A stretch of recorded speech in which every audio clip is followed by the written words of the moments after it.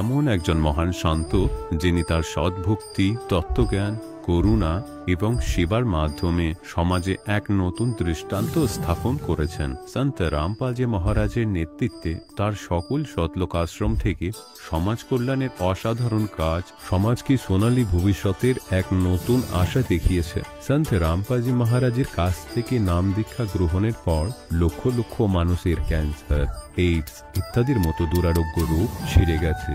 সন্তজির জ্ঞানে অনুপ্রাণিত হয়ে তার অনুগামীরা লক্ষ লক্ষ ইউনিট রক্তদান করেছেন। সন্তজি লক্ষ লক্ষ বোন ও কন্যার যৌতুক মুক্ত বিবাহ করিয়েছেন। সন্তজি লক্ষ লক্ষ মানুষকে নেশা থেকে মুক্তি দিয়েছেন। কোটি কোটি ভেঙে যাওয়া পরিবার আবার জোড়া লেগেছে। সন্তজির আশ্রমে সমাগমের সময় বিনামূল্যে চক্ষু চিকিৎসা, দন্ত চিকিৎসা প্রদান করা হয়। সন্ত রামপালজি মহারাজ সময়ে সময়ে পরিবেশ রক্ষার উদ্দেশ্যে ব্যাপক পর্যায়ে বৃক্ষরোপণ করেন। সন্তজি অভাবীদের তাৎক্ষণিক ত্রাণ সরবরাহের জন্য অ্যাম্বুলেন্স পরিষেবা চালু করেছেন। সন্তজি তার অনুগামীদের দেহদানের জন্য অনুপ্রাণিত করেন, যাতে মানবতার সেবা এবং চিকিৎসা ক্ষেত্রে উন্নতি হতে পারে। সন্ত রামপালজি মহারাজের সকল আশ্রমে প্রতিটি সমাগমে বিনামূল্যে ভান্ডারার আয়োজন করা হয়, যেখানে প্রতিটি শ্রেণী, প্রতিটি জাতি এবং প্রতিটি ধর্মের মানুষ একসাথে বসে খাবার খায়।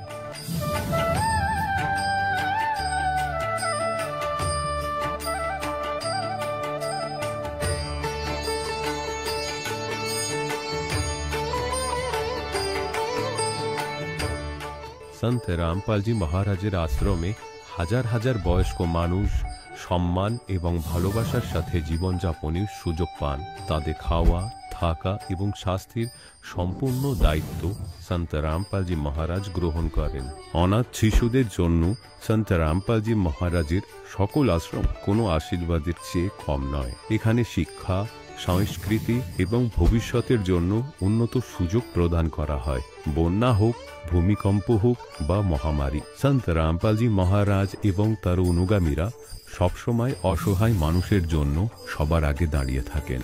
কোভিড মহামারীর সময় সন্ত রামপালজি মহারাজের আশ্রম থেকে কোটি কোটি মানুষের জন্য খাবার, ওষুধ এবং জীবন রক্ষাকারী সামগ্রী সরবরাহ করা হয়েছিল। দরিদ্রদের সাহায্য হোক বা কোনো শোষিত ও নিপীড়িত শ্রেণীর অধিকার ও সম্মানের লড়াই, সন্ত রামপালজি মহারাজ সবসময় তাদের কণ্ঠস্বর সরকারের কাছে পৌঁছে দিয়েছেন এবং তাদের যথাযথ ন্যায় বিচার প্রদানে গুরুত্বপূর্ণ ভূমিকা পালন করেছেন। সমাজে আধ্যাত্মিক এবং সামাজিক মূল্যবোধ সম্পর্কে সচেতনতা বৃদ্ধিতে সন্ত রামপালজি মহারাজ প্রতিটি পদক্ষেপে মানবতার সত্যিকারের সেবক হিসাবে প্রমাণিত হয়েছেন। সন্ত রামপালজি মহারাজের জীবন আমাদের শেখায় যে সত্যিকারের সেবা হলো সেই সেবা যা নিঃস্বার্থভাবে করা হয়। আসুন আমরা সেই মহান সেবার কাজে এই মহান সাধকের সাথে যুক্ত হই এবং সন্ত রামপালজি মহারাজের কাছ থেকে নাম দীক্ষা নিয়ে আমাদের জীবনকে ধন্য করি।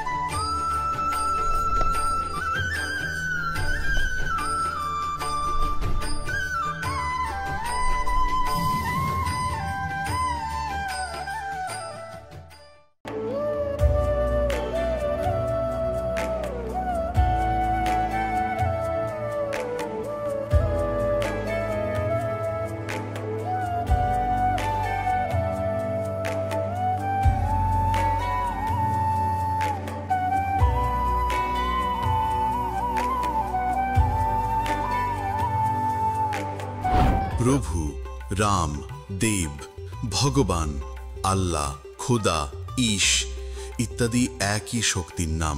তিনি কেমন, কোথায়, কিভাবে খুঁজে পাওয়া যাবে, তাকে কে দেখেছে? এই প্রশ্নবোধক চিহ্নগুলি সম্পূর্ণভাবে সরানোর জন্য অনুগ্রহ করে শুনুন জগৎগুরু তত্ত্বদর্শী সন্ত রামপালজি মহারাজের অমৃত প্রবচন, সমস্ত পবিত্র ধর্মের পবিত্র শাস্ত্রের আধারে। নমস্কার দর্শকগণ, ভেবে দেখুন, যদি জীবনে অসংখ্য ভক্তি সাধনা করেও দুঃখ যন্ত্রণা থেকে মুক্তি না পান, তাহলে কি করবেন? এমনই এক গল্প অনিমা ঘোষের, যিনি পশ্চিমবঙ্গের ঝাড়গ্রাম জেলার বাসিন্দা। তিনি আগে কালীমা, চণ্ডীমা সহ বহু দেবতার পূজা করতেন, ব্রত উপবাস রাখতেন, কিন্তু তাতেও তার কিডনির গুরুতর সমস্যার কোনো সমাধান হয়নি। চিকিৎসকেরা পর্যন্ত জানিয়ে দিয়েছিলেন একটি মাত্র কিডনি নিয়েই তাকে বাকি জীবন কাটাতে হবে। কিন্তু তিনি যখন সন্ত রামপালজি মহারাজের কাছ থেকে নাম দীক্ষা নেন এবং ধীরে ধীরে তার শারীরিক কষ্ট কমতে শুরু করে, চিকিৎসকেরা যেটা অসম্ভব বলে ধরে নিয়েছিলেন সেটাই সম্ভব হয়ে গেল। এখন তিনি সম্পূর্ণ সুস্থ, সুখী এবং শান্তিতে আছেন। কিন্তু কিভাবে সম্ভব হলো এই অলৌকিক পরিবর্তন? জানতে হলে সম্পূর্ণ সাক্ষাৎকারটি দেখুন। নমস্কার। নমস্কার, আপনার নাম? আমার নাম অনিমা ঘোষ। আপনি কোথা থেকে এসেছেন? আমি ঝাড়গ্রাম জেলার বিনপুর থেকে এসেছি। সন্ত রামপালজি মহারাজের কাছ থেকে নাম দীক্ষা নেওয়ার আগে আপনি কি কি ভক্তি সাধনা করতেন? আমি কালী মাতার পুজো করতাম, মা চণ্ডীমার পুজো করতাম। এখানে যে যাই বলতো আমি তাই করতাম। যেটা কর, এটা করলে এই লাভ পাবি, সেটা কর, সেটা করলে সেই লাভ পাবি, তাই করতাম। অমাবস্যা, পূর্ণিমা, ব্রত, উপোস সবই করতাম। কোন লাভের জন্য আপনি এই সব ভক্তি সাধনা করতেন? আমার শরীরে কিছু প্রবলেম ছিল, আমার কিডনির সমস্যা ছিল, তার জন্য আমি এইসব ভক্তি সাধনা করতাম। সন্ত রামপালজি মহারাজের কাছ থেকে নাম দীক্ষা আপনি কিভাবে নিলেন? আমার হাজব্যান্ড সন্ত রামপালজির কাছে মহারাজের কাছে নাম দীক্ষা নিয়েছিল। উনি আমাকে অনেক বোঝাতেন যে তুমি গুরুজির কাছে নাম উপদেশ নাও, তোমার যাবতীয় সমস্যা সমাধান যাবে, কিন্তু আমি নিতাম না। পরে একদিন গুরুজি সব দর্শন দিলেন যে বেটা ভক্তি কর, ভক্তিতেই মুক্তি আছে। তখন আমি এসে গুরুজির কাছে সেন্টারে এসে নাম দীক্ষা নিয়ে গেছি। সন্ত রামপালজি মহারাজের কাছ থেকে নাম দীক্ষা নেওয়ার আগে আপনি অনেক ভক্তি সাধনা করছেন, তার ফলে আপনার কিডনি ড্যামেজ হয়ে যায়। এখন সন্ত রামপালজি মহারাজের ভক্তি সাধনা করার পর আপনার লাভ হয়েছে? আমার খুব লাভ হয়েছে সন্ত রামপালজি মহারাজের কাছে নাম দীক্ষা নিতে। এই দেখুন আমার রিপোর্ট।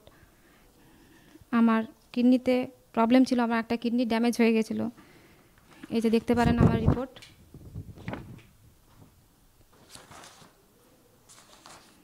এই যে আমার যে কিডনিটাতে আমার ড্যামেজ হয়ে গেছিলো সেই কিডনির অবস্থা আর আমার অন্য কিডনির অবস্থা। এটা অপারেশন করার পরেও ঠিক হতো না। আমাকে বলে দিয়েছিল যে একটা কিডনিতে নিয়ে আপনাকে বাঁচতে হবে, আর আপনার অপারেশন করার পরে যে আপনি সুস্থ থাকবেন তার কোনো আপনার গ্যারান্টি দিতে পারবো না। এই যে দেখুন রিপোর্ট। এই দেখুন আমার আর একটা রিপোর্ট।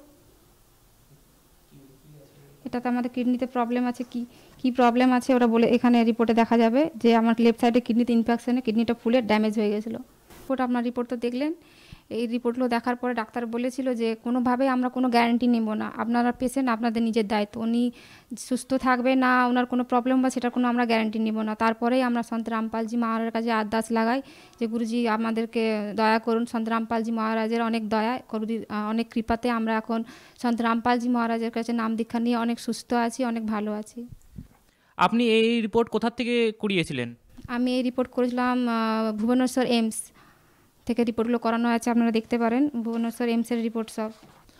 সন্ত রামপালজি মহারাজের স্মরণে আসার পর আর কি কি লাভ হয়েছে আপনার?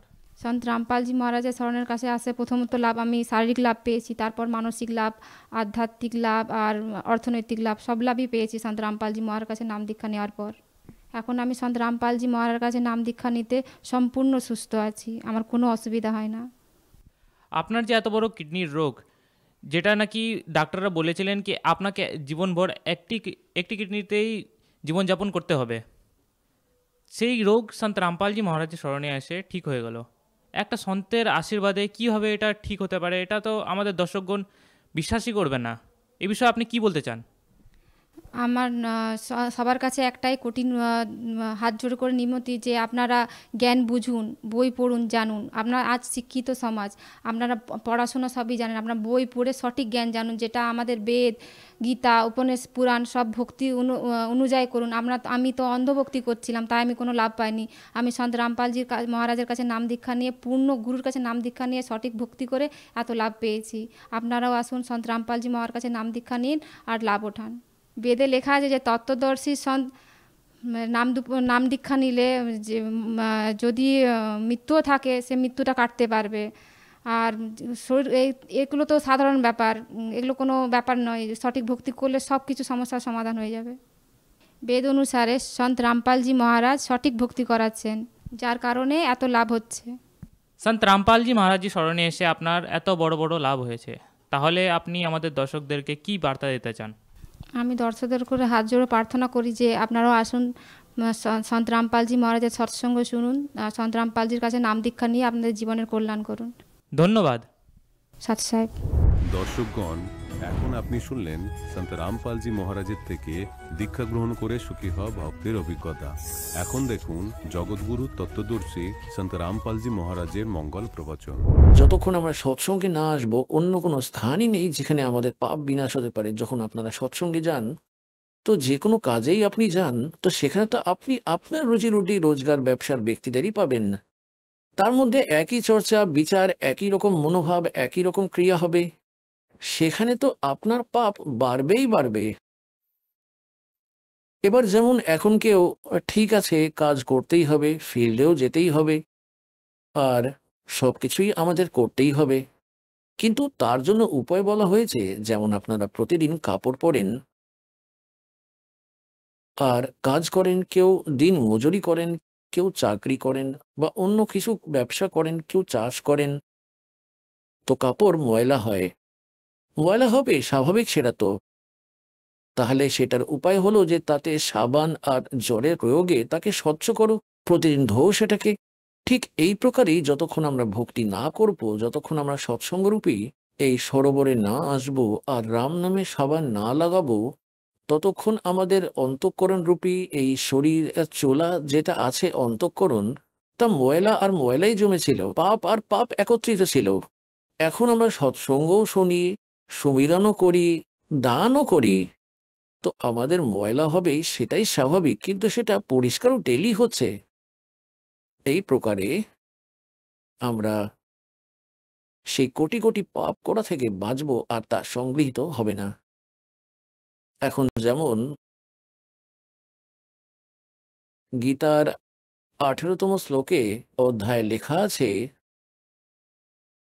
যে অর্জুন, কিছু এমন কর্ম রয়েছে, এমন কোনো কর্ম নেই যেটাতে পাপ হবে না এই পৃথিবীতে। কোনো আগুনই ধোঁয়া মুক্ত নয়। তারপর তাতে সঙ্গে এসে নির্ণয় দিয়েছে যে যেসব কর্তব্য কর্ম আছে সেটা করলে পাপ লাগবে না। যেমন কৃষক চাষ করে, চাষ করবে, তাতে কোটি জীব মারা যায়, সারাটা দিন সে লাঙল দিয়ে সে জমিতে চষে, বোন মেয়েরা ঘর পরিষ্কার করে, ডাক্তার ইঞ্জেকশন দেয়, আর সে জীব মেরে ফেলে যেসব ক্ষতিকারক থাকে এই শরীরের ভিতরে।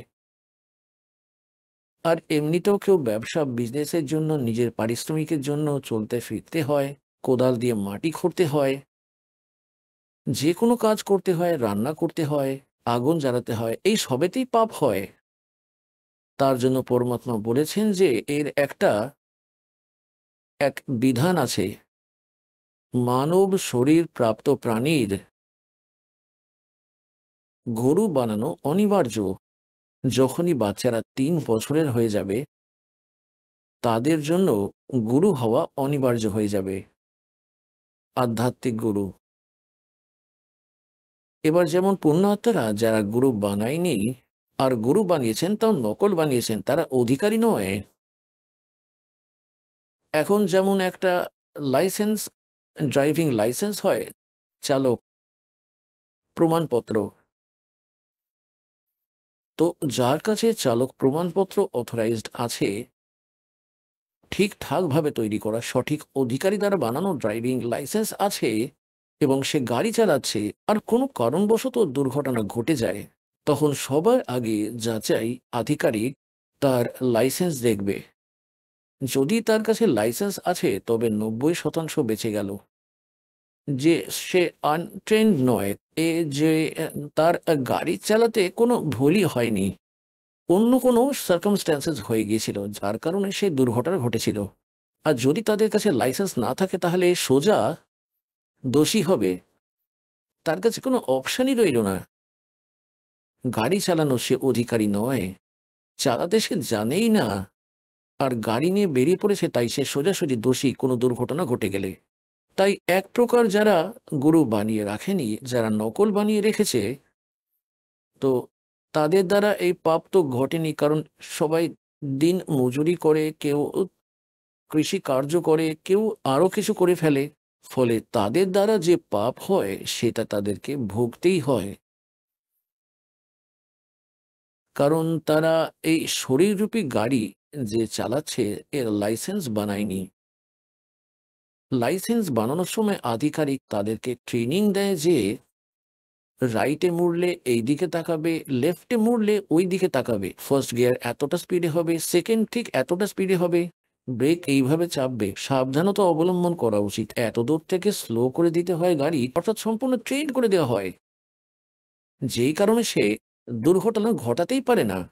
ঠিক একই প্রকার সৎসঙ্গের মধ্যে যিনি গুরুজন থাকেন, এই রাম নামের গাড়ি, শরীররূপী গাড়ি যেটা তার প্রাপ্ত হয়েছে এই জীবকে, সেটা চালানোর আগে তাকে তার সমস্ত কিছু ক্রিয়াগুলির আর সকল ফাউল পয়েন্টসের প্লাস মাইনাস সবকিছু দেখানো হয়ে থাকে। इच्छा कर मारे नहीं बिन इच्छा मर जा, कहे कबीर तास का वही पाप नहीं लगे। জেনে বুঝে মারবে না, যেমন কেউ হেঁটে যাচ্ছে রাস্তা দিয়ে আর পোকামাকড়ের দল চলে এলো, জেনে বুঝে তাদের ওপর পা রাখবেন না, চেষ্টা করবে বাঁচিয়ে চলার। যদি রাস্তা আছে সরু, এদিকেও ফসল ওইদিকেও ফসল আছে, আর জলে ভরা ফসল, আপনি রাস্তার ওপর দিয়ে যাচ্ছেন, আর তার ওপর পোকামাকড় এসে যায়, তো আপনার ইচ্ছা তাদেরকে মারা নয়, আর তারা কেননা তারা ভুল স্থানে চলে এসেছে, তাই তাদের রাস্তা ওটা নয়। তাই ওখানে যদি আপনার পায়ের নিচে কিছু মরেও যায়, তবুও আপনার মনে আফসোস থাকে, এই যেমন এমন ভাবনা থাকে যে হ্যাঁ ভগবান, হচ্ছে তো পাপ, কিন্তু বাধ্য আমি। আর যেমন কৃষক লাঙল চষে, তো ওর ওখানে জীব মারাটা উদ্দেশ্য নয়, ওখানে তার যে কর্তব্য কর্ম, তার যেটা অ্যালাউড আছে সেটাই করছে, তাতে কিন্তু তার কোনো পাপ হবে না। তার তেমনি যারা ঘর মুছে উপদেশ নিয়েছেন, তাদের ইচ্ছা জীব, তাদেরকে উদ্দেশ্য জীবকে মারা নয়, পরিষ্কার না করলে সেটা ক্ষতি করে দেবে শরীরে, তাদের ক্ষতি করে ফেলবে। তাই জন্য মোছামুছি করা, ফিনাইল ইত্যাদি যা কিছু তোমরা ব্যবহার করছো, কোনো সমস্যা নেই, লাগাতেই পারো, তো তাতে তার পাপ হয় না। আর দ্বিতীয়ত, তবুও যদি একটু আধটু ময়লা যদি হয়েও যায়, আমরা প্রতিদিন নিত্য নিয়ম করি, মন্ত্র করি, সাবান আর জল আমরা প্রতিদিনই প্রয়োগ করি, অন্তঃকরণ পরিষ্কার হয়েই যায়। তাই এই প্রকারে আমরা এই জীবনকে সফল করব। তাই আপনার লাইসেন্স তৈরি হয়ে গেছে, আর আপনি ইচ্ছা করে মারতে পারবেন না। ইচ্ছা করে মারবেন তাহলে তো আপনি অপরাধী হবেনই। জেনে বুঝে যেমন কেউ নিল জুতো, এইভাবে এইভাবে মারতে লাগলো, সে তো মূর্খই, এমনটা ভগৎ করতে পারে না। তাই একই প্রকার আমরা এই স্থানে হতে থাকা এই পাপ থেকে বাঁচতে পারবো। আর এটা এমন একটা স্থান, পুণ্যাত্মারা যতক্ষণ সদ্গুরু নাম নিবে ততক্ষণ তো পাপ নাশ হবেই না। ঠিক আছে, একটু আধটু কেউ ভালো গাইড করেন, ভালো খারাপের জ্ঞান করিয়ে দেন, কিন্তু তাতে পাপ আর পুণ্য দুটোই সংগৃহীত করে চলেছে আপনাদের। আর এটা এমন একটা স্থান, যেমন কৃষক ক্ষেত তৈরি করার জন্য, ফসল তৈরি করার জন্য, আর জমিতে কতবার লাঙল দিয়ে চালায়, লাঙল দিয়ে ক্ষেতের মাটি খুঁড়ে, তাকে খুঁড়ে করে, আর খুঁড়ে সেখানে ঘাস মুক্ত করে, এখানে হরিয়ানা এলাকায় বিশেষ করে রোহতক, সোনিপত, ভিওয়ানি, যে কর্নাল ইত্যাদি যে ডিস্ট্রিক্টগুলো আছে হরিয়ানা, সেখানে আমরা দেখেছি যে ফসল তৈরি করার জন্য গম বোনার আগে কমসে কম 4-5 বার এমনই জমিকে শুকনো করতে হয় যাতে সেটা ঘাস ফুস বিহীন হয়ে যায়, আর তারপর ফসল বোনা হয়। আর পুণ্যতারা তারপর গিয়ে তাতে বীজ দেওয়া হয়ে থাকে, সেটারও খরচা লাগে। লাঙল দিয়ে জমিতে ট্র্যাক্টর দিয়ে জমিকে চষছে, আবার সেটাকে খুঁড়ছে, তারও তো টাকা লেগেছে। বীজ বুনেছে, তার টাকা লেগেছে। তারপর সার পানি দিয়েছে, তার জন্য টাকা লেগেছে। তারপর গিয়ে বহু কষ্টের পর গমের শস্য দেখা দেয়, প্রাপ্ত হয় এত প্রচেষ্টা করে, এত পরিশ্রম করে। তাই ফসল তৈরি করার জন্য, কোনো প্রাপ্ত করার জন্য চাষিকে কত পরিশ্রম আর কত খরচা করতে হলো। আর ওই জমিটাকেই একেবারেই না চষা হয়, না খোঁড়া হয়, ছেড়ে দেওয়া হয় ফ্রি। 1 বছরের মধ্যে তাতে এত জঞ্জাল গজিয়ে যাবে, দেখাও যাবে না যে তাতে আদৌ জমি আছে নাকি নেই, এমন ঢেকে যাবে। হ্যাঁ, এটা তো জঞ্জাল বিনা কারণের অনাবশ্যক, সেটা আপনি হয়ে গেল। আর শস্য তৈরি করার জন্য, গম তৈরি করার জন্য পরিশ্রমও করলো, পয়সাও লাগালো, তারপরেও কোনো না কোনো ধাক্কা, কখনো শিলাবৃষ্টি,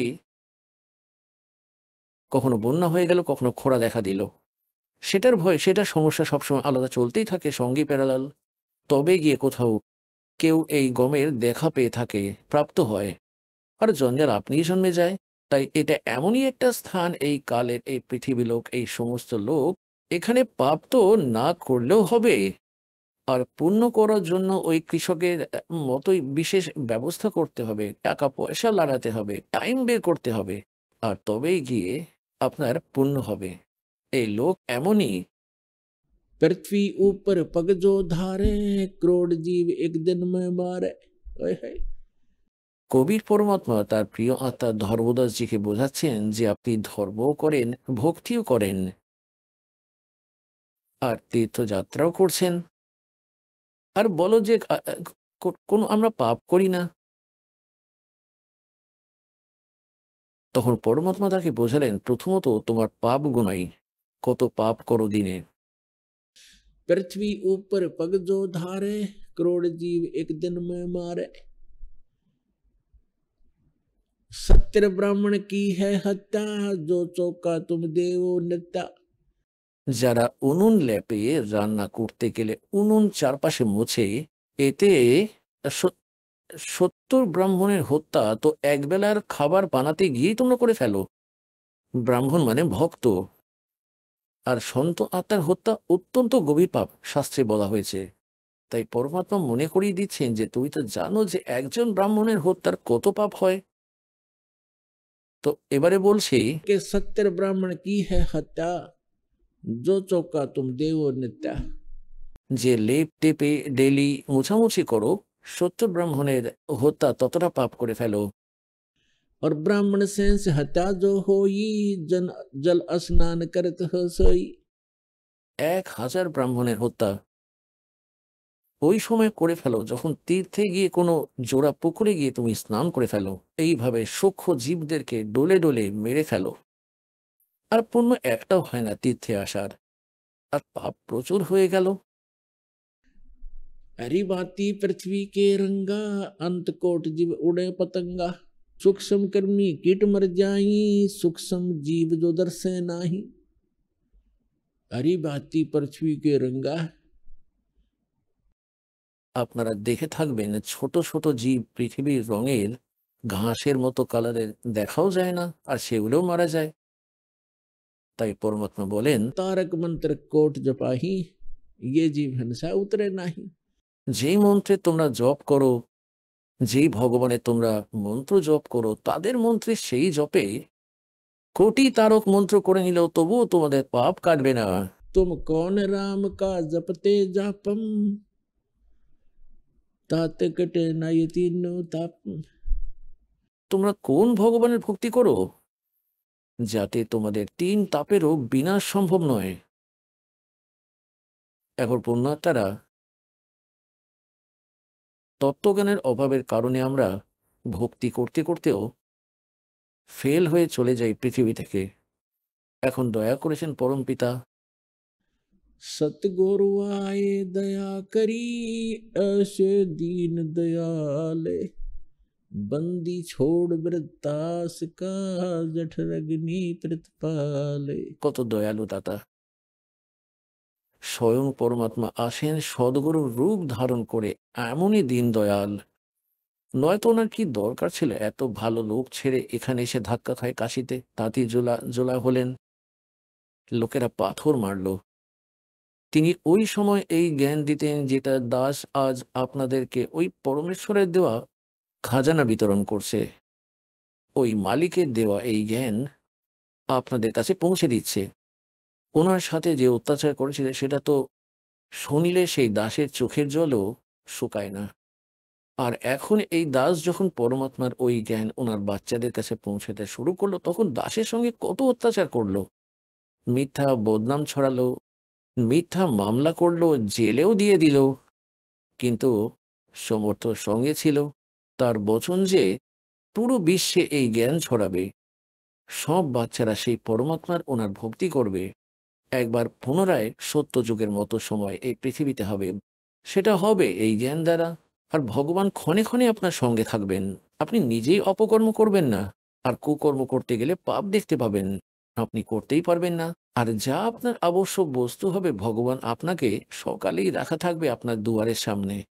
ইনি সেই শক্তিশালী কোনো বালক নন।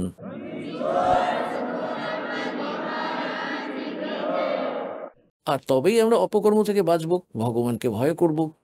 যখন আমাদের কোনো জিনিসের অভাব থাকবেই না ঘরে, কারণ প্রথমত আমরা ইচ্ছাগুলিকে কম করব, আর যতক্ষণ ইচ্ছা কম হবে না আমরা ভক্তি করতে পারবো না। ইচ্ছা কম কিভাবে হবে? যে আমরা জেনে যাব যে আমরা যেটা সংগ্রহ করছি, সারা জীবন বরবাদ করছি বাড়ি বাংলো ব্যাংক ব্যালেন্স বানানোর জন্য, এটা তো মূর্খদের কাজ মনে হবে। মহা মূর্খরা করবে এরকম কাজ। এমন বহু প্রমাণ রয়েছে। এক কবি সাহেব বলেন, আপনাদের তারপর এমন জ্ঞান হবে, আপনি পরমাত্মার ভক্তি আর জ্ঞানকে আর সৎসঙ্গকে প্রাথমিকতা দিয়ে থাকবেন। আর সাংসারিক কাজে কোনো দেরি হলেও আপনি ভগবানের ওপর বিশ্বাস রাখবেন যে মালিক আপনিই সামলাবেন। সামলান তো তিনি, জীবাত্মা তো নিজের স্তরের প্রচেষ্টাটাই একমাত্র করতে পারে। এবার যেমন বহু এমন প্রমাণ দাস এই ভক্তিপথে আসার পরে বেশি করেই অনুভব হয়, কারণ আমাদের চোখ খুলে যায়, আমাদের জ্ঞানের আলোর টর্চ পেয়ে যাই, তারই জ্যোৎস্নায় তার পথেই চলি, আলোয় চলি।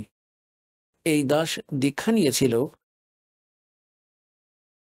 আর দীক্ষা নেওয়ার 2-3 বছর আগে, সাল 1983-84 কথা,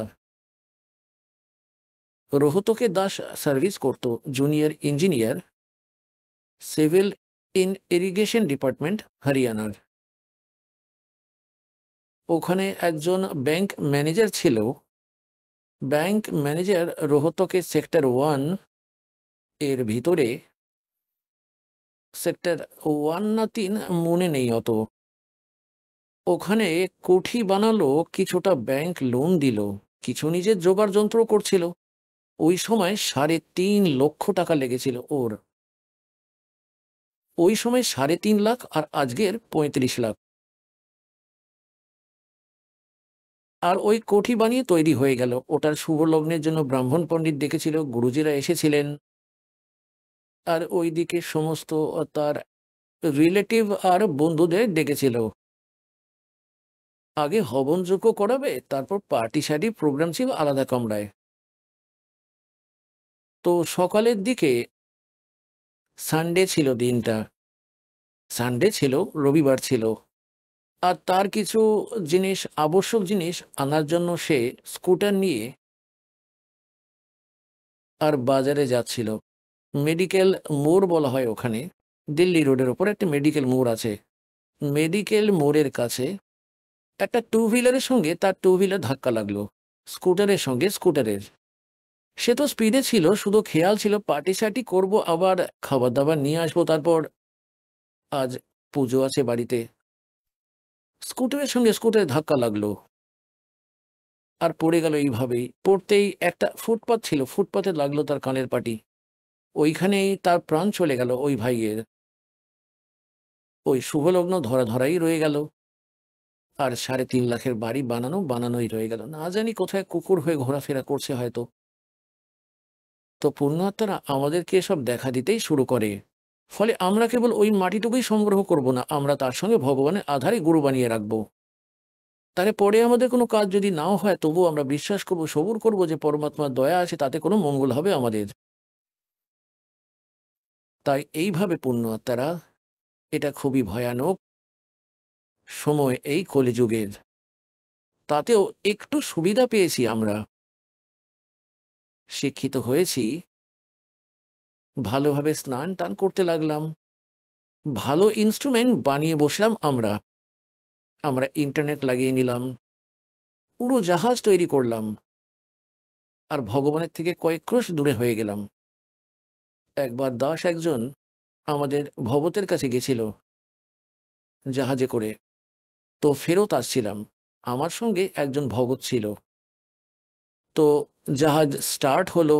আমাদের স্বাভাবিক যে আমরা মঙ্গলাচরণ করি, সেটা গাড়িতে বসলে হোক বা এমনি গেলেও যাত্রা করার সময় তো মঙ্গলাচরণ অবশ্যই পড়ি। যেই জাহাজ স্টার্ট হলো, তিনটে সিটে বসেছিলাম আমরা 2 জন, আর তৃতীয় জন লাস্টে বসেছিল। আপ টু ডেট যুবক ছেলে, 24, 25, 30 বছরের হবে। আমরা মঙ্গলাচরণ করতে লাগলাম মনে মনে, ধীরে ধীরে এইভাবে। তো তো সেই যেই আমাদের মঙ্গলাচরণ পুরো হয়ে গেল, তখন সে বলছে, আপনি আমাদের মঙ্গল কামনা করছিলেন? আরে বাহ, 21শো শতকে চলছো আর আজও তোমরা ভগবানে বিশ্বাস করছো? আজ সায়েন্স কত উন্নতি করে ফেলেছে, এটা হয়েছে ওটা হয়েছে। আমরা কিছু বললাম না। ওই মূর্খের পিছনে কে মাথা খারাপ করবে, কে বোঝাবে ওকে? কারণ ওর তো বুদ্ধি নষ্ট হয়ে গেছে। একটু এত শিক্ষিত কি হলো, কোনো চাকরি ভালো হবে হয়তো তার। আর এই জাহাজ বানিয়েছে, তার মানে সে সবকিছু বানিয়ে ফেলেছে, এর মানে এটাই দাঁড়ালো। তো পুণ্যাত্মবান কাল আমাদের ওই আর ভগবানের মাঝে বাধা সৃষ্টি করেছে বিজ্ঞান। কিন্তু এই জ্ঞান দ্বারাই সমাপ্ত হয়ে যাবে। এর থেকে বড় বিজ্ঞান হলো এই তত্ত্বজ্ঞান। যদি 2 বছর বর্ষা না হয়, এই সমস্ত বিজ্ঞান এখানেই পড়েই রয়ে যাবে। না কেউ টিভি দেখা থাকবে, না জাহাজে বসার লোক থাকবে, না খেয়ে মারা যাবে, মাথা ঠুকে ঠুকেই মরে যাবে দুনিয়া। তো খাক হলো এই বিজ্ঞান। আসল বিজ্ঞান তো এটাই যে পরমাত্মার ভক্তি করো, সকল বিপদ কাটাবেন, বেঁচে থাকা পর্যন্ত সুখী থাকবেন, আর কোনো অভাব হতে দেবেন এই পৃথিবীতেও। এত বর্ষা করে দেবেন ভগবান তার ভক্তদের জন্য, সবুজে ভরা বাগান বাগিচা বানিয়ে দেবে। এতে কি সময় লাগবে? আর সত্যযুগের মতো পরিবেশ বানিয়ে দেবেন। তো এই প্রকার আমাদের পরমাত্মাকে ভিত্তি করেই আমাদের বাঁচতে হবে, যদি আমরা ভক্তি করতে চাই তবে। তাই এখানে ভগবান বলছেন, राम नाम रटते रहो जब तक घट में प्राण, कभू तो दीन दयाल के भनक पड़ेगी कान। मारे सत्य गुरु दे रहे हे लारे, सतनाम सुमर मन में लारे। मारे साहेब दे रहे हे लारे, सतनाम सुमर मन में लारे। सतनाम सुमर मन में लारे, भगवान सुमर मन में लारे। मारे साहेब दे रहे हे लारे, सतनाम सुमर मन में लारे। मारे सत्य गुरु दे रहे हे लारे, सतनाम सुमर मन में लारे। कोडी कोडी माया जोड़ी जोड़ भरा एक थैला रे, कोडी कोडी माया जोड़ी, जोड़ भरा एक थैला रे, खाली आया खाली रे जागा, संग चले ना देला रे, खाली आया खाली जागा, संग चले ना देला रे। मारे सतगुरु दे रहे हे लारे, सतनाम सुमर मन मैं लारे, मारे सतगुरु दे रहे हे लारे, सतनाम सुमर मन मैं लारे, सतनाम सुमर मन मैं लारे, भगवान सुमर मन में लारे, सतनाम सुमर मन में लारे, भगवान सुमर मन में लारे, मारे सायब दे रहे हे लारे, सतनाम सुमर मन में लारे। मात पिता तेरा कुटुंब कभी हिला, यो कोई दिन का मेला रे, मात पिता तेरा कुटुंब कभी हिला, यो कोई दिन का मेला रे, यही मिलाया यही रे बिछोड़ जा, जागा हंस अकेला रे, यही मिलाया यही रे बिछोड़ जा, जागा हंस अकेला रे, मारे सतगुरु दे रहे हे लारे, सतनाम सुमर मन में लारे, मारे साहेब दे रहे हे लारे, सतनाम सुमर मन में लारे, सतनाम सुमर मन में लारे, भगवान सुमर मन में लारे, सतनाम सुमर मन में लारे, भगवान सुमर मन में लारे, मारे साहेब दे रहे हे लारे, सतनाम सुमर मन में लारे। एक डाल पर दो पक्षी बैठे, एक गुरु एक चेला रे, एक डाल पर दो पक्षी बैठे, एक गुरु एक चेला रे, चेला तो चंचल है भाई, गुरु निरंतर खेला रे, चेला तो चंचल है भाई, गुरु निरंतर खेला रे, मारे सत्य गुरु दे रहे हे लारे, सतनाम सुमर मन में लारे, सतनाम सुमर मन में लारे, भगवान सुमर मन में लारे, सतनाम सुमर मन में लारे, भगवान सुमर मन में लारे, मारे सायब दे रहे हे लारे, सतनाम सुमर मन में लारे। इस पद का तुम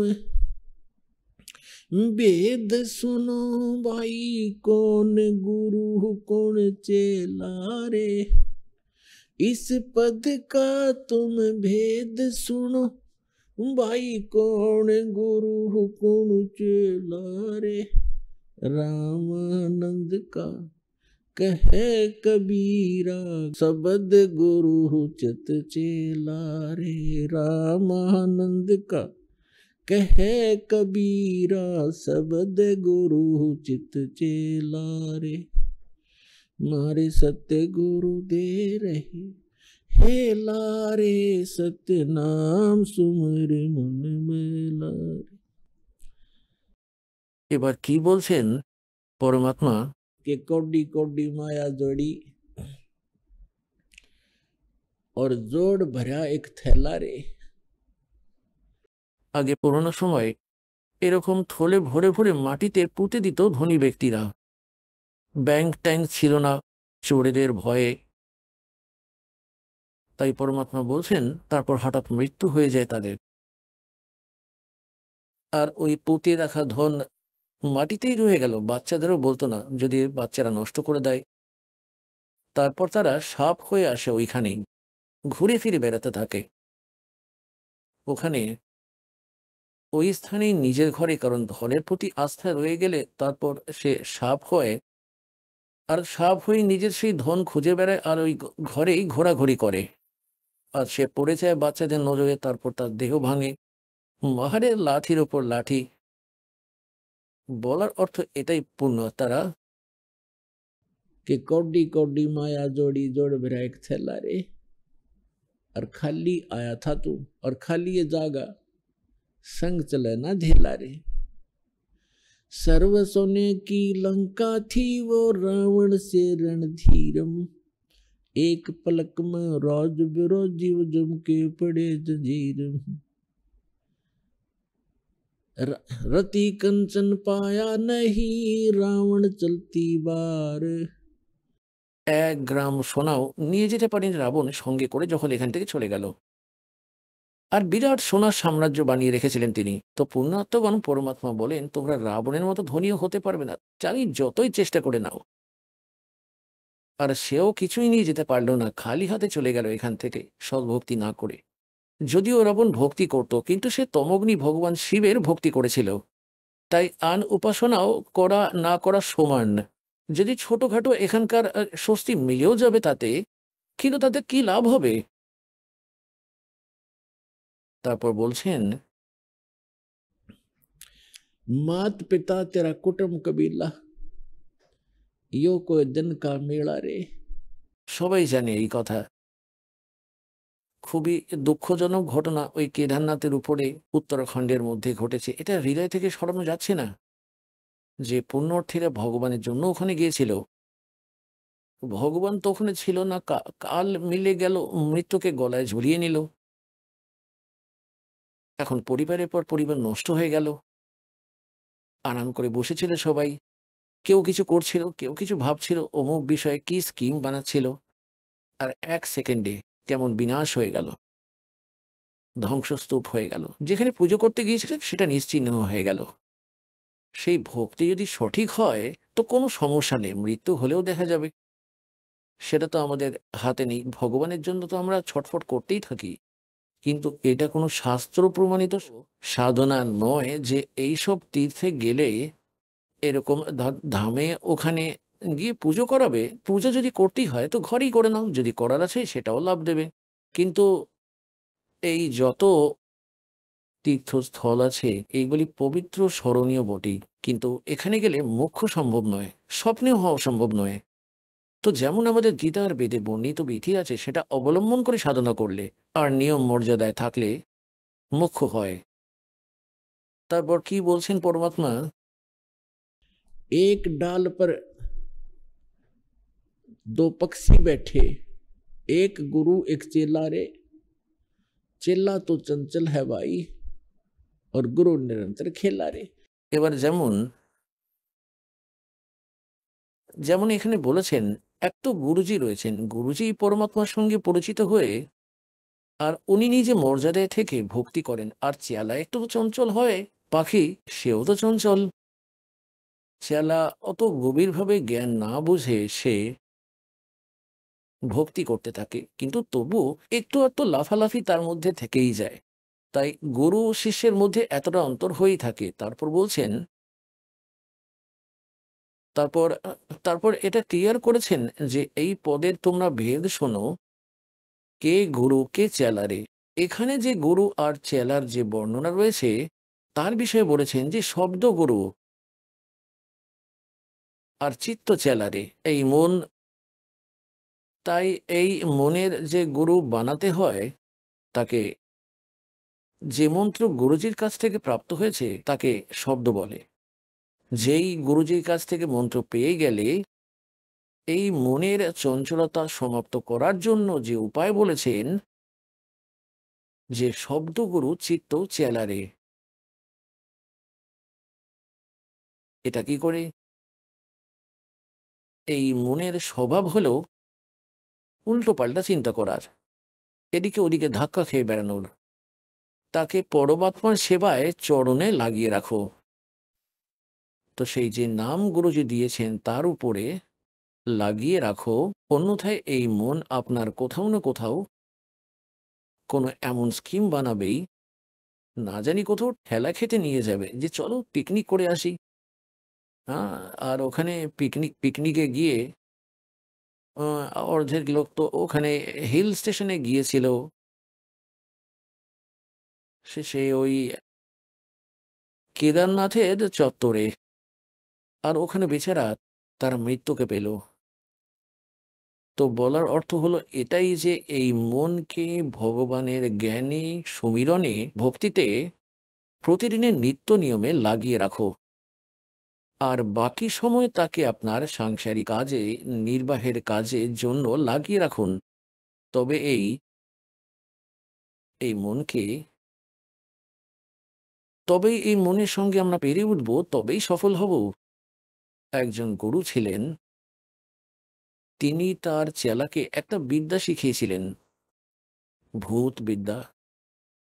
আর তাকে এটা বলেছিল যে আমার অ্যাবসেন্সে এই বিদ্যা তুই প্রয়োগ করবি না। তাই তাই গুরুর বলাতে চেলা স্বীকার করলো যে আচ্ছা জি। গুরুজি চলে গেলেন কোথাও কোনো কাজের জন্য একদিন বাইরে। তো চেলা একা, সে ভাবলো আজ ওই বিদ্যা প্রয়োগ করে দেখেই নি গুরুজি যে শিক্ষা দিয়েছেন সেটা কতটা সফল হয় আমার। সে ওই তন্ত্রমন্ত্র বলে দিল, ওখানে সামনে এক জিন দাঁড়িয়ে পড়লো এসে, জিন। আর সে বলল যে বলো ভাই, বলো মহারাজ জি, কি আজ্ঞা আছে? আমি হলাম জিন, আর আমার গুণ শুনে নেওয়া আগে তুমি। আমাকে যদি আপনি কাজ বলতে থাকবেন তো কাজ করতে থাকবো, আর যদি আমাকে কোনো কাজ না বলো তো আমি তোমার ঘাড় মটকাবো, তারপর আমার আর কোনো কাজ নেই, তোমাকে মারবো। এবার ওই চেলা ভয় পেল, সে তো খুবই চিন্তিত হলো। সে এক দুটো কাজ বলল যে আটা নিয়ে আসো। সে তো 2 মিনিটে থলে ভরিয়ে আনলো ছোলা আটা আর রেখে দিল। তারপর বলল আগুন জ্বালিয়ে দে, আগুন জ্বালিয়ে দিল। জল ভরে নিয়ে জল ভরে দিল 2 সেকেন্ডে। নাও, তুই ভেবেছিলি ভাই প্রচুর কাজ বললাম, তারপর কাপড়ও ধুয়ে দে, কাপড়ও ধুয়ে দিল 2 মিনিটে। এবার ওর অবস্থা খারাপ হয়ে গেল, এখন কি বলবো একে। এর মধ্যেই গুরুজি চলে এলেন, দৌড়ে গিয়ে ওনার চরণে পড়ে গেল আর বলল গুরুজি আমার রক্ষা করো, আমাকে বাঁচাও। গুরুজি বলতে লাগলেন ভাই ওই বিদ্যা প্রয়োগ করেছিস তুই? বলল হ্যাঁ ভুল হয়ে গেছে গুরুজি, আমার ভুল করে ফেলেছো তুমি, তোমার এটা করা উচিত হয়নি, আর আমার জীবন বাঁচাও ভগবান। এ তো বলছে কাজ বলো, না হলে তোমাকে মারবো, কাজ সমস্ত করিয়ে নিয়েছি।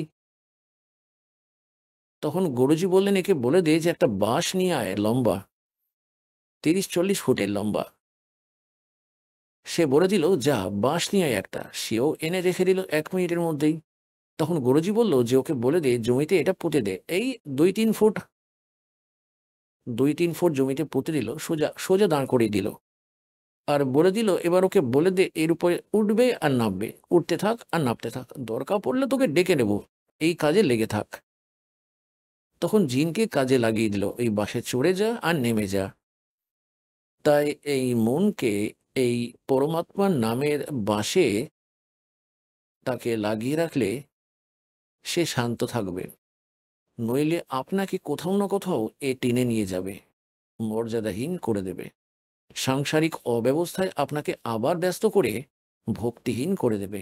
তাই তাকে পরমাত্মা এ বিষয়ে বলেছেন একে ভক্তিতে লাগিয়ে রাখো, তবেই তোমাদের সফলতাও প্রদান করবে।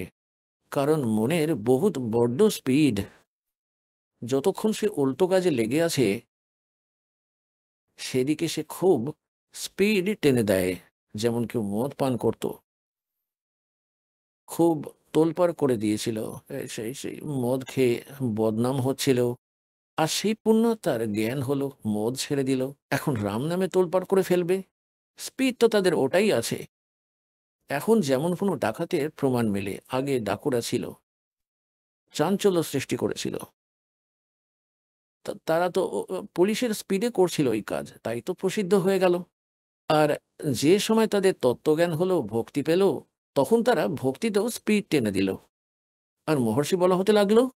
এই প্রকার এই মনের মাধ্যমেই আমাদের পরমাত্মার প্রাপ্তি হবে। এই মনের সহযোগিতা নিতে হবে, তাকে জ্ঞান দিয়ে, ভক্তি দিয়ে, সমীরণ দিয়ে অনুকূল করে রাখতে হবে।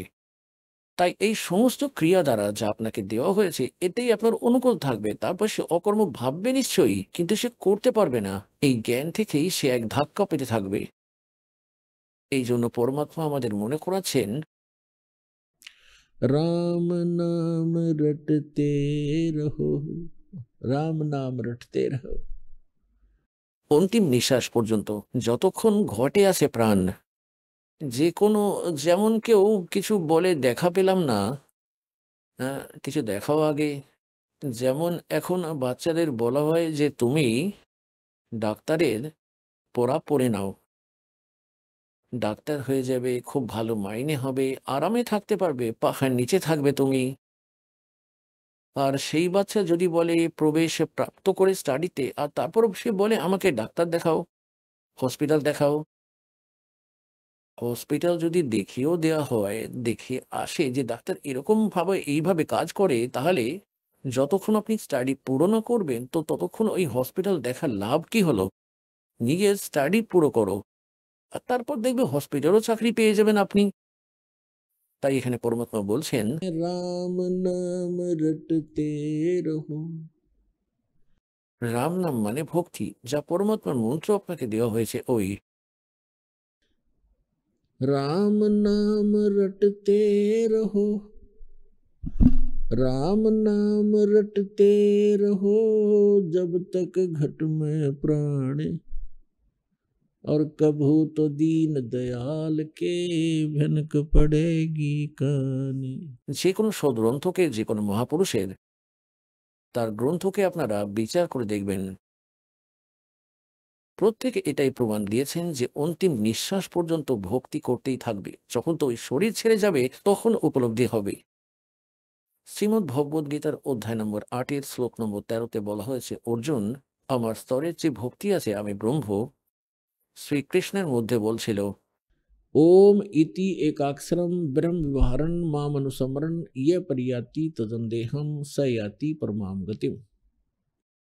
আমার ব্রহ্মের কেবল এক ওম মন্ত্র আছে,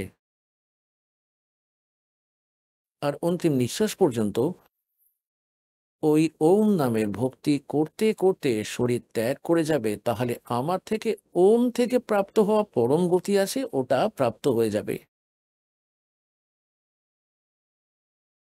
এই প্রকার যজুর্বেদের অধ্যায় নম্বর 40 মন্ত্র 15-তে বলা হয়েছে যে, वायु अनिलम अथिदम भस्मांतम शरीरम, ओम कर्तु समर किलबे समर कर्तुम समर।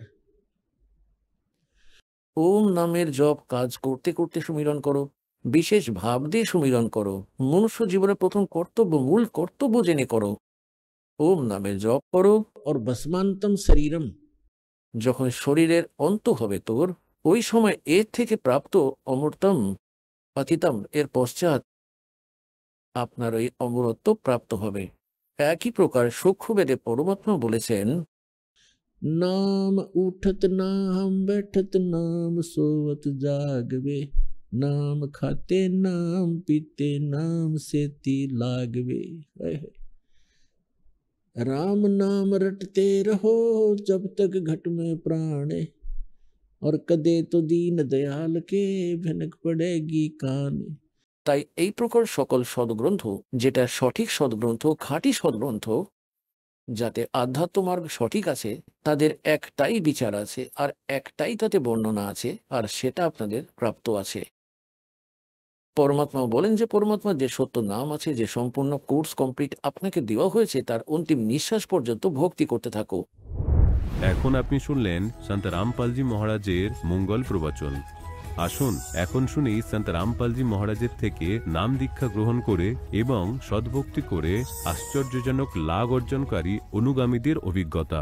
নমস্কার দর্শকবৃন্দ, আজকের এই বিশেষ সাক্ষাৎকারে আমাদের সঙ্গে রয়েছেন দিলীপ পাল, যিনি পশ্চিম মেদিনীপুরের ঘাটাল থেকে এসেছেন। তিনি এক সময় শিব ভক্ত ছিলেন এবং কঠোর উপবাস ও সাধনা করতেন, কিন্তু সত্য মুক্তির সন্ধানে ছিলেন। এই খোঁজে তাকে নিয়ে আসে সন্ত রামপালজি মহারাজের সৎসঙ্গে, যেখানে তিনি সত্য জ্ঞান লাভ করেন এবং পরমেশ্বরের সঠিক ভক্তির পথ খুঁজে পান। তিনি আমাদের সঙ্গে ভাগ করে নিচ্ছেন কিভাবে ইউটিউবের মাধ্যমে মহারাজজির সৎসঙ্গ শুনে তার জীবন বদলে যায়, কিভাবে তিনি নাম দীক্ষা গ্রহণ করেন এবং কিভাবে আধ্যাত্মিক ও শারীরিক উপকার লাভ করেন। তার বার্তা স্পষ্ট। সৎসঙ্গ শুনুন, সত্য জ্ঞান অর্জন করুন এবং সদ্গুরুর কাছ থেকে নাম দীক্ষা গ্রহণ করে নিজের জীবন ধন্য করুন। সম্পূর্ণ সাক্ষাৎকারটি শুনতে দেখুন আমাদের এই বিশেষ পর্ব। নমস্কার স্যার। নমস্কার। আপনার নাম? দিলীপ পাল। আপনি কোথা থেকে এসেছেন? আমি পশ্চিম মেদিনীপুর ঘাটাল থেকে এসেছি। স্যার, সন্ত রামপালজি মহারাজের কাছ থেকে নাম দীক্ষা নেওয়ার আগে আপনি কি কি ভক্তি সাধনা করতেন? আমি সব দেবী দেবতাদেরকে মানতাম, বিশেষ করে আমি শিব ভক্ত ছিলাম, শিবের পূজা করতাম, শিব সাধনা করতাম, এরকম কি নির্জলা উপবাসও করতাম, প্রত্যেক সোমবারকে সোমবার মন্দিরে যেতাম, পূজা করতাম। স্যার, সন্ত রামপালজি মহারাজের কাছ থেকে নাম দীক্ষা নেওয়ার আগে আপনি নির্জলা উপবাস করতেন, শিবজির ভক্তি সাধনা করতেন, তাহলে সন্ত রামপালজি মহারাজের খোঁজ আপনি কোথা থেকে পেলেন? আমার উদ্দেশ্য ছিল মুক্তি পাওয়ার জন্যে, সেই জন্যে আমি সব রকম সাধু সন্ন্যাসী যারা সব সৎসঙ্গ করতো সব শুনতাম। আমি কোথাও মনকে সন্তুষ্ট করতে পারিনি যে মুক্তি পাওয়া যাবে এদের কাছে নাম দীক্ষা নিলে। এমনকি আমার স্ত্রী বলতো, তুমি এতক্ষণ পূজা করো, গুরু না হলে তোমার কিছু কাজ হবে না, এত পূজা করছো, সাধনা করছো, তোমার কোনো কাজ হবে না। আমি বলছি, গুরু সেরকমই আমার চাই যে আমাকে ভগবানের সাথে দর্শন করাবে, পরমেশ্বরের সাথে দর্শন করাবে, সেই রকম গুরু খুঁজছি। বলছে তুমি যাই করো, তোমার গুরু না হলে কিছু কাজ হবে না। তাই আমি ইউটিউবে বা সবেতেই দেখতাম, খোঁজ করতাম কোথায় পাওয়া যাবে গুরু, এমনকি সব কিছু সাধনা দেখতাম কোথায় কি আছে না আছে। তো একদিন দেখতে দেখতে আমি সদ্গুরু রামপালজি মহারাজের সৎসঙ্গ শুনে খুব আমাকে ভালো লেগেছিল। তারপরে শুনতে শুনতে আমার সিদ্ধান্ত হলো যে এই পরমেশ্বর এছাড়া আর কেউ গুরু নাই, বা একে ছাড়া আমি আর কোথাও সদ্গুরু পাবো না বা মুক্তি পাবো না। সেই হিসাবে আমি সৎসঙ্গের নিচে ফোন নাম্বার আসতো, সেই ফোন নাম্বারে মিস কল দিয়েছিলাম। সেখান দিকতে আশ্রম দিকতে আমাকে ফোন করেছিল, তারপরে নাম্বার পেয়ে আমি সেই কন্টাকে এই মেদিনীপুর আশ্রমের নাম দীক্ষা নিই। স্যার, আমরা শুনেছি সন্ত রামপালজি মহারাজের কাছ থেকে যারা নাকি নাম দীক্ষা নেন তাদের অনেকজনেরই অনেক লাভ হয়। আপনার কি কি লাভ হয়েছে? আমার লাভ বলতে আমার মেন উদ্দেশ্য ছিল মুক্তিবার। আমার সির্ফ একটাই সমস্যা ছিল, সেটা সুগারের সমস্যা, বাকি আর কোনো শরীরের সমস্যা থাকে না। তো সুগারে ওষুধ খেতে হতো, ভোরবেলা হাঁটতে যেতাম, এখন আমি হাঁটতেও যাই না, সুগারের ওষুধ একদম কম করে দিয়েছি, শরীর এখন সুস্থ, কোনো অসুবিধা নেই। এছাড়াও আমি আধ্যাত্মিক লাভ পেয়েছি, মুখ্য পরমেশ্বরকে পেয়েছি, এছাড়াও সঠিক ভক্তির মার পেয়েছি বা মুক্তি সাধনা পেয়েছি। এতে আমার শরীরে সুস্থ বা ভালো আছে, কোনো অসুবিধা নেই। স্যার, আমাদের চ্যানেলের মাধ্যমে যারা আপনাকে এখন দেখছে তাদের বিষয়ে আপনি কি বার্তা দিতে চান? এই বার্তায় দিতে চাই, আপনারা বই পড়ুন বা সৎসঙ্গ শুনুন, শুনে বুঝুন, বুঝে আপনারা সন্ত রামপালজির কাছে নাম দীক্ষা নিন, সুস্থ থাকবেন, নাম দীক্ষা নিয়ে নিজের জীবনের কল্যাণ করবেন। স্যার, সন্ত রামপালজি মহারাজের কাছ থেকে নাম দীক্ষা নেওয়ার জন্য কি কি করতে লাগে? না, বিশেষ কিছু করতে লাগে না। যে চ্যানেলে আপনি দেখছেন ওই চ্যানেলের নিচে হলদে রঙের পট্টি এসে তাই পটিতে নাম্বার লেখা আছে, ওই নাম্বারে ফোন করে কন্ট্যাক্ট করুন, ওখান থেকে আপনাকে বলে দেবে আপনার সামনাসামনি কোথায় নাম দীক্ষা কেন্দ্র আছে, সেখান থেকে আমি নাম নিয়ে নিজের জীবন ধন্য করবেন। ধন্যবাদ স্যার। সৎ সাহেবজি।